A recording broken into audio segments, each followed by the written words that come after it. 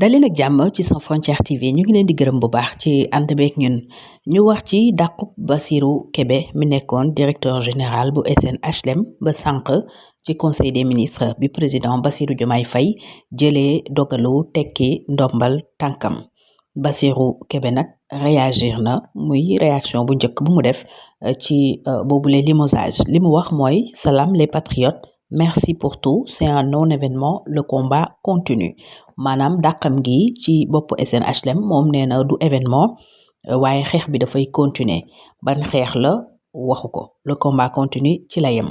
bu leen fàttee di aimer vidéo yi di ko partager c'est très important bu ngeen abonégul itam ngeen def ko te bës ci cloche de notification bi dina tax dara dootu leen rëcc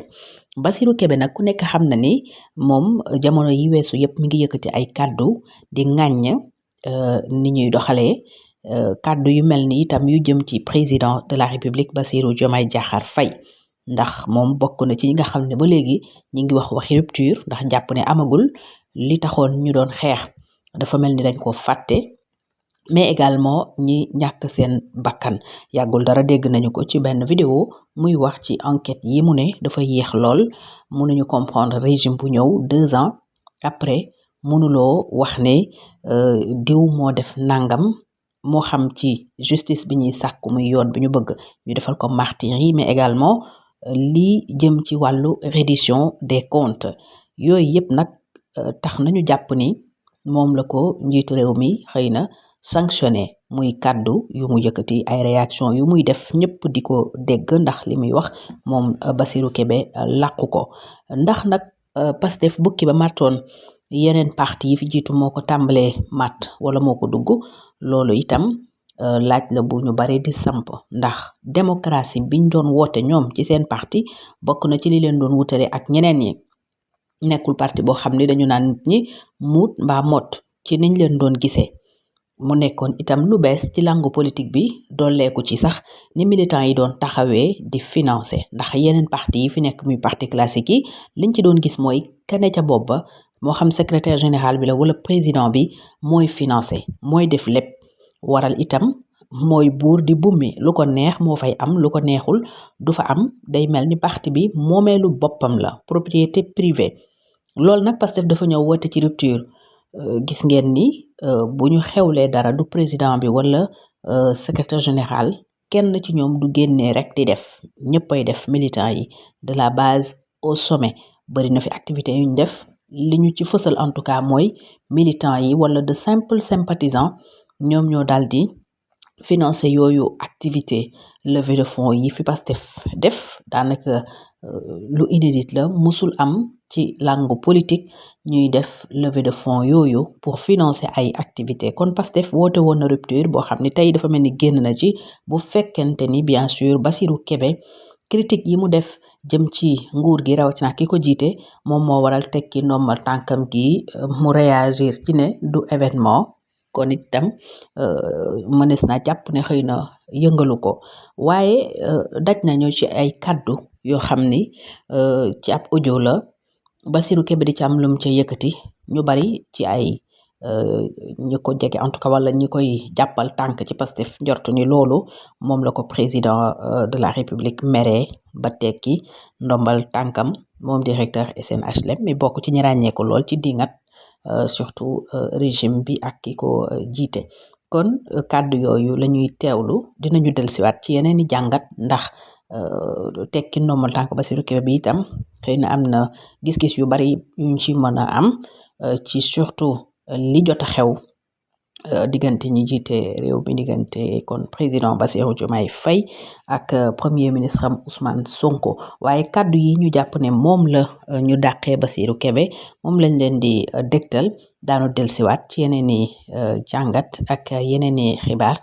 di leen bàyyi kon ngeen teewlu ko di leen gërëmaat bu baax ci ànd bi ak Sans Frontières TV. ñu ñëw nekk ay gestionnaire loolu moo indi yëpp mënoo comprendre dans un pays boo xam ne ñun on dit que ce pays a été pillé ce pays a été endetté société yi ñu dénk yëpp ça a été pillé les gens ont volé l'argent bàyyi ko au plus ras des pâquerettes nga ne tu as une dette de plus de 7 000 milliards les demandes des Sénégalais est fort et pendant ce temps ñi def loolu yëpp ils sont en train de circuler librement dara jotu leen bu yàggee mais évidemment que Sénégalais yi ils vont se dire que soit ñii li ñuy wax du dëgg soit ñii dañ ñu yëpp et ils ne feront pas effort te duñu supporter ci dara donc les étudiants ne vont pas supporter certaines choses su fekkee ne que yow dëkk bi ñi nga xam ne ñoo ko pillé ñoo ko mettre pratiquement à terre dara arrivé wu leen ñun on est maintenant comme des gestionnaires amatuñu sax fit def li nga xam ne waxante nañ ko ak Sénégal malgré que on fait des efforts et tout dans une situation difficile mais on attendait plus de nous loolu mooy dëgg il est temps de se réveiller et c'est dommage que il faut la mort d'un étudiant pour que ñun ñuy def loolu man j'assume mes responsabilités gis nga les mauvaises pratiques continuent la corruption continue dóorkat yaa ngi fi ba léegi ñi nga xam ne gëmuñu dara ils sont là juste pour leur poche ñi ngi fi ba léegi les mêmes juges qui étaient là nga xam ne ils étaient là pour Macky Sall yi def ay complot ñoo ngi fi ba léegi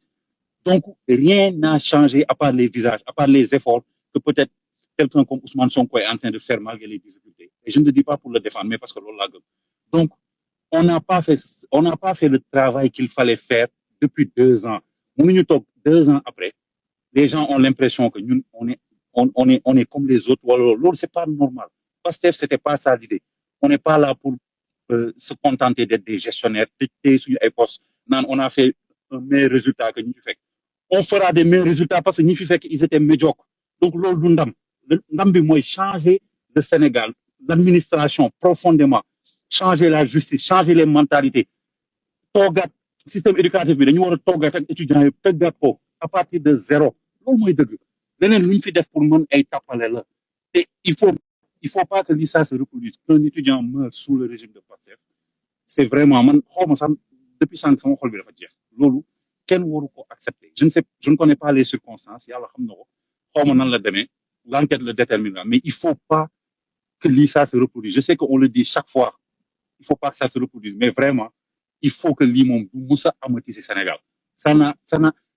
kenn mënu ko justifier en fait on peut pas le justifier donc il faut que ça s'arrête il faut qu'on soit conscient lu tax Sénégalais yi teg ñu fi Sénégalais mun na muñ lu nekk parce que mun nañ 60 ans yoo xam ne ay benn élite corrompue moo fi nekk di def leen nekk ci dëkk donc mun nañ muñal benn régime boo xam ne ñëw na pour le changement mais changement bi dañ leen koy won dans le concret de tous les jours dañ leen di won ne que ça commence par le plus haut de l'État la rationalisation wàññi yenn dépenses yi wàññi tappale bi wàññi yenn agences qui ne servent à rien rationaliser bu boobaa xëy na du ñu am problème pour fay kenn wala pour dara ñu toog étudiants yi wax leen dëgg wax li mun nekk ñu tegaat benn système bu bees loolu la ñu war a def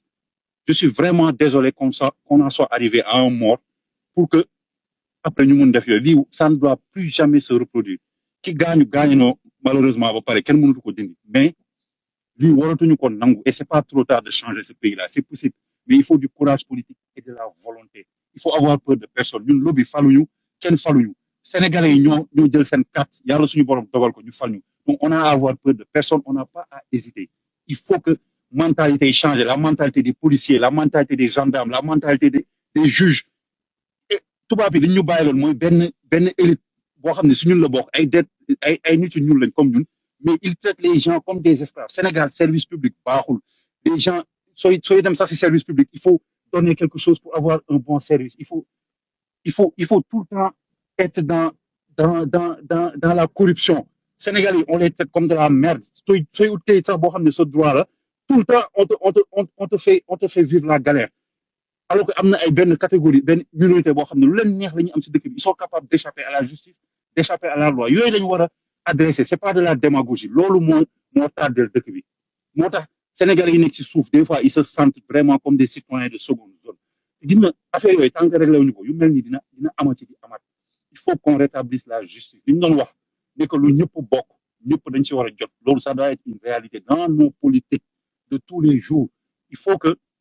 président de la République ak premier ministre woote benn waxtaan boo xam ne li fay jógee ce seront plus des paroles ce seront plus des papiers parce que dañu sonn ci séminaire yeeg ci réflexion yeeg yooyu yëpp il faut agir maintenant et si on échoue réew yi ko bëggoon def ci Afrique yëpp vont échouer FMI mi ngi ñu teg choc ñëpp a ngi teg choc parce que ils veulent qu'on échoue parce que si on réussit ça va faire des émules en Afrique on n'a pas le droit d'échouer waruñu bàyyi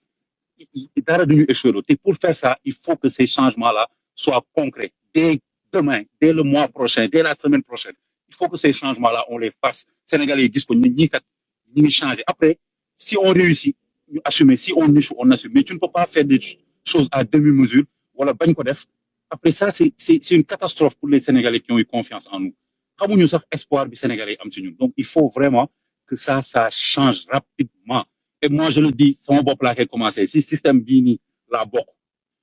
on fait tous de notre mieux. Des fois, il y a des difficultés. Si c'est dit, ay nit yo bokal parti di la bloquer ci ay affaires yo xamné mais c'est incroyable administration bi di la tardel alors que tu essayes de redresser les choses ça ce n'est pas normal et frustration yi dañ koy dund so waxé ñu né la non